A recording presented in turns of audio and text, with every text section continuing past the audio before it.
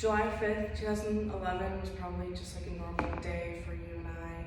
For Casey, it was actually the day that she was acquitted from her murder charge for her daughter, Kaylee.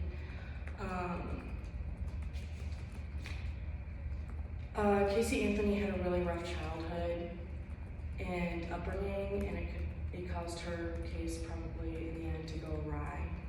And it's said by many psychologists that traumas from our childhood can eventually affect us later in our adulthood.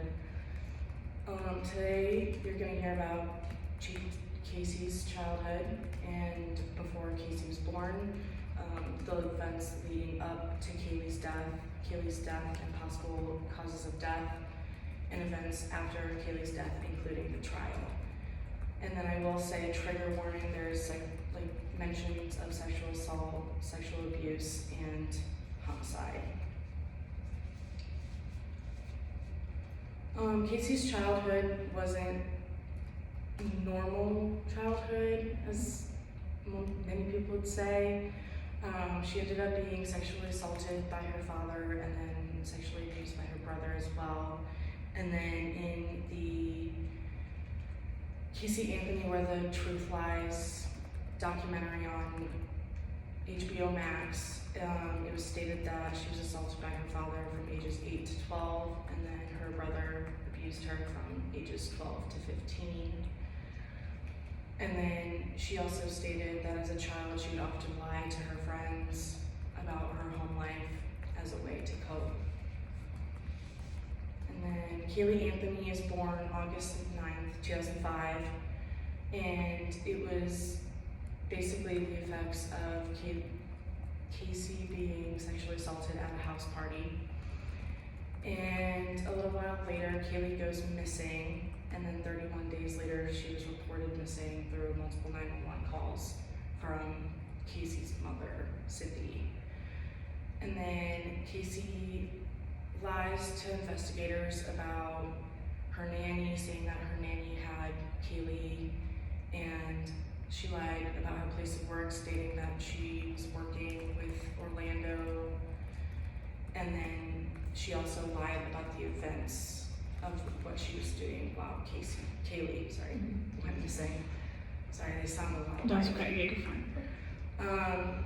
Kaylee was found dead 150 days later after being reported missing.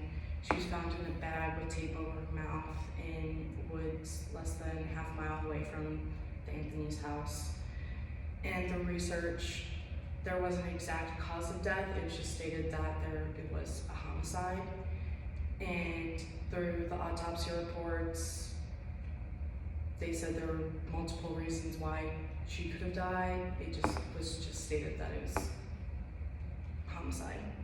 And then there are a lot of theories out there, such as like the nanny had kidnapped her and killed her.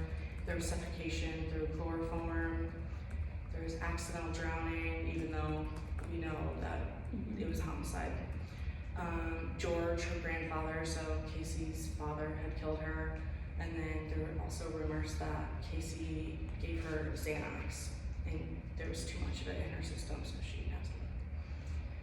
And then events after Kaylee's death and the trial. So Casey is arrested and charged with murder, and is also charged with child neglect and lying to law enforcement, as well as interfering with the criminal investigation. The trial was 43 days long. Testimonies against Casey were from her father and her mother, and then she was acquitted July 5th, 2011 of all felony charges, including the first-degree murder and child neglect, but she was already in jail for the interfering with criminal investigation as well as lying.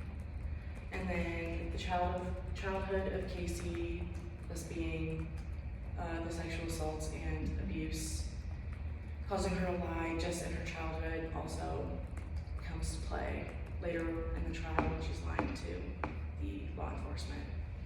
And it's definitely a trial and case that's hard to forget. You good?